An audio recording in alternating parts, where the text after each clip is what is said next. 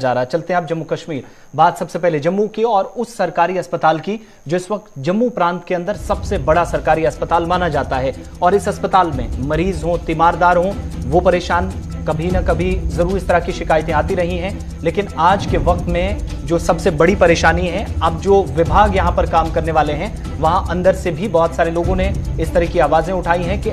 Administrative part पर या जो लेफ्टिनेंट गवर्नर प्रशासन है, कामकाज जरूर हुआ, तमाम चीजें कोविड-19 के बीच भी हुई, लेकिन जो खाली पद हैं उनको भरने का कोई काम ज्यादा नहीं हुआ। और यही कारण है कि आज के इस बड़ी सरकारी अस्पताल में आज के समय में भी हम देख रहे हैं कि 40% के आसपास जो पोस्टें हैं, और ये कौन सी पोस्टें हैं, वो पद खाली हैं जो ऑलरेडी सैंक्शन कर दिए हैं प्रशासन ने, लेकिन इसके बावजूद भी किसी कारण ये अभी तक भरे नहीं जा सके हैं। और एक और परेशानी, इसका डायरेक्टली जो इंपैक्ट पड़ा है वो मरीजों पर पड़ा है और इससे सर्विसेज भी काफी ज्यादा प्रभावित हुई हैं इस बड़े अस्पताल के अंदर। Senior news editor Vinod Kumar ji हमारे साथ ज्वाइन कर चुके हैं इसी खबर पे। बहुत बहुत शुक्रिया ज्वाइन करने के लिए विनोद जी। सबसे बड़ी परेशानी ये कि इस बड़े अस्पताल पर हम देख रहे थे कोविड-19 के बीच में भी हमने बात की, और उसके बाद भी अगर इन पिछले 3 सालों के दौरान ये एडोकिज्म बेसिस पे काम होता रहा,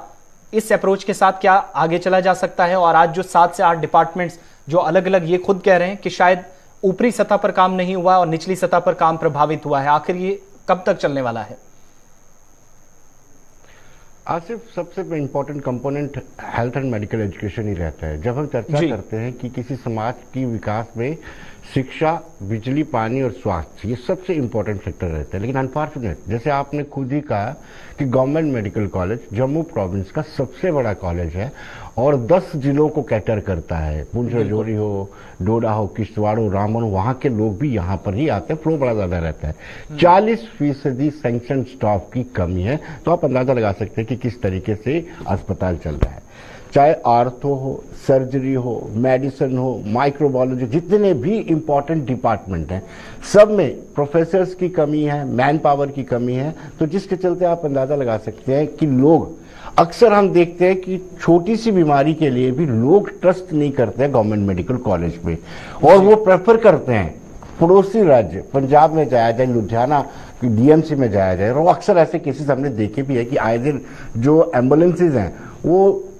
आवाज देती हुई जाती है, क्योंकि लोग प्रेफर करते हैं कि बाहर चला जाए। लेकिन जब खुलासा ये किया कि 40% से ज्यादा जो है स्टाफ की कमी है, इस पे इससे पहले एक आरटीआई भी आसिफ लगाई थी, आरटीआई एक्टिविस्ट बलविंदर सिंह ने, तो उसमें भी ये सारी चीजें सामने आई थी कि सर्जरी में सैंक्शन पोस्ट 29 है, 17 फील्ड हुई हैं, मेडिसिन में 29 है, 15 फील्ड हैं, और कुछ जगह ऐसी पोस्ट है यहाँ पर अभी एचओडीज ही नहीं है। तो अंदाजा लगा सकते हैं कि कितनी लापरवाही बरती जा रही है, और हेल्थ सेक्टर को लेकर के, मेडिकल एजुकेशन सेक्टर को लेकर के बहुत बड़ी लापरवाही बरती जा रही है। जी आसिफ जी, एक चीज और भी जानना चाहेंगे, चूंकि 1 साल पहले भी जो आरटीआई में जवाब भी दिया गया है, हालांकि कोर्ट ने इस पूरे मामले में दखल दिया था, और आज जब दोबारा पीआईएल पहुंची है तो इस याचिका पर सुनवाई के बाद यह पता चला है कि कमेटी जो बनी थी उसकी रिकमेंडेशंस थी। क्या वो रिकमेंडेशंस हुई, उसके बाद इंप्लीमेंट नहीं हो पाया, या ये माने कि कोविड के बीच जो दबाव प्रशासन पर पड़ा उन सब की चीजों, उन सब की नजर ये सारी चीजें हो गई हैं? देखिए आसिफ, एडमिनिस्ट्रेशन अपने तरीके से तर्क देता है कि ये वेव 1 वेव 2 के चलते कामकाज नहीं हो पाया, वो प्रोसेस नहीं हो पाया। गजटेड की बात करते हैं तो गजटेड की रिक्रूटमेंट जो है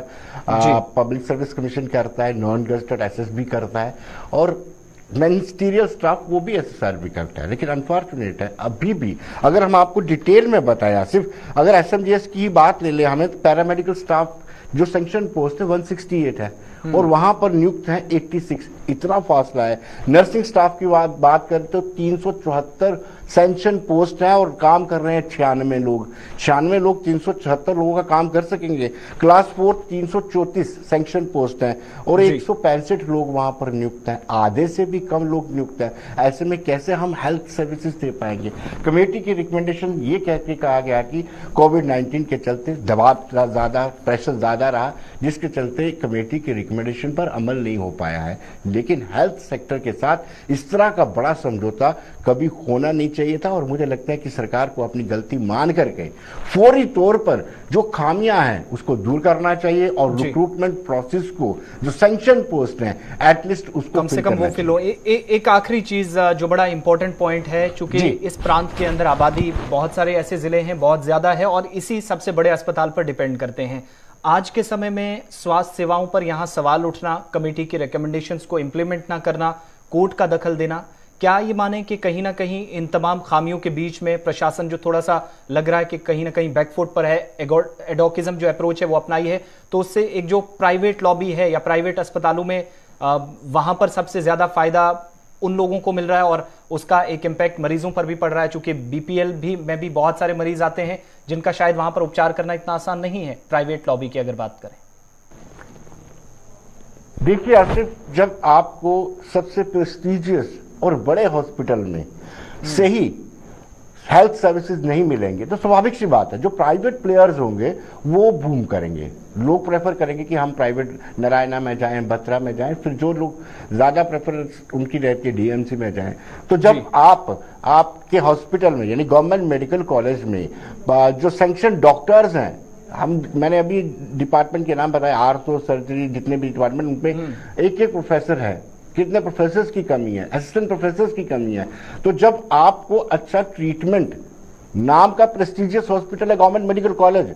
और 1100 के करीब बेड है वहां पे, उनमें अगर अच्छी ट्रीटमेंट आपको नहीं मिलती है तो स्वाभाविक सी बात है लोग प्रेफर करेंगे और प्राइवेट प्लेयर जो होंगे वो ज्यादा से ज्यादा बूम करेंगे, उनको ज्यादा से ज्यादा तवज्जो मिलेगी। और यही एक कारण है कि जब आपके हॉस्पिटल में मैन पावर की कमी है, ह्यूमन रिसोर्सेज की कमी है, चाहे फोर्थ क्लास हो, चाहे गस्टेड हो, चाहे नॉन गस्टेड हो, या डॉक्टर्स हो, उनकी कमी है, तो उन कमी के चलते सीधा सीधा प्रभाव जो है हेल्थ सर्विसेज पे पड़ता है। जब सेवाएं बेहतर नहीं मिल पाएगी, इलाज बेहतर नहीं मिल पाएगा, तो लोग प्रेफर करेंगे कि पैसा देकर के किसी प्राइवेट प्लेयर के पास जाया जाए और यही एक कारण है कि प्राइवेट प्लेयर फ्लोरिश कर रहे हैं। बहुत बहुत शुक्रिया विनोद कुमार जी, सीनियर न्यूज एडिटर जम्मू से हमारे साथ थे और बात कर रहे थे उस बड़े सरकारी अस्पताल की जिसे लेकर पीआईएल यहां पर मेडिकल इंफ्रास्ट्रक्चर या हेल्थ इंफ्रास्ट्रक्चर और स्वास्थ्य सेवाओं को या तिब्बी सहूलियात जिन्हें आप कहते हैं वो बेहतर करने का दावा बार बार होता रहा। पिछले साल जो कमेटी बनी उसने कितना काम किया है ये पूछा गया और अदालत के अहकामात के बावजूद भी हमने देखा कि पिछले साल जब कमेटी बनाई गई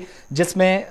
इंफ्रास्ट्रक्चर कितना सही है, जीएमसी जम्मू और जीएमसी श्रीनगर के प्रिंसिपल को भी शामिल किया गया और यूनियन टेरिटरी के अंदर जो कमेटी फ्रेम की गई उसमें प्रिंसिपल श्रीनगर जीएमसीज के थे, इसके अलावा रिटायर्ड डॉक्टर्स कुछ शामिल किए गए, पीजीआईएमईआर चंडीगढ़ से जो एक्सपर्ट्स थे वो भी बुलाकर इस कमेटी में काम करने वाले थे। उन रिकमेंडेशंस पर अभी तक काम नहीं हुआ जिसका नतीजा यह है कि 370 से ज्यादा पोस्टें अलग अलग डिपार्टमेंट्स में, लेकिन काम 100 से नीचे कर रहे हैं। और इनमें डिपार्टमेंट देखिए, ऑर्थो है, गायनोकोलॉजी है, मेडिसिन, सर्जरी और माइक्रोबायोलॉजी और पीएसएम, ये वो डिपार्टमेंट्स हैं जहां हमने फोन करके भी राब्ता करने की कोशिश की। हालांकि कोई डिपार्टमेंट से ऑफिशियली जवाब तो नहीं मिला, लेकिन कुछ डॉक्टर्स से जरूर बात हुई हमारी जो ये बताते हैं कि इससे उन पर इजाफी बोझ पड़ा है और यही वजह है कि मरीजों को 10 दिन में अगर इलाज होना है, सर्जरी होनी है, ऑपरेट होना है, ये तमाम चीजें जाकर पूरा प्रोसेस 1 महीने में होता है क्योंकि डॉक्टरों की कमी है, मेडिकल ऑफिसर्स की कमी है और बाकी अमला भी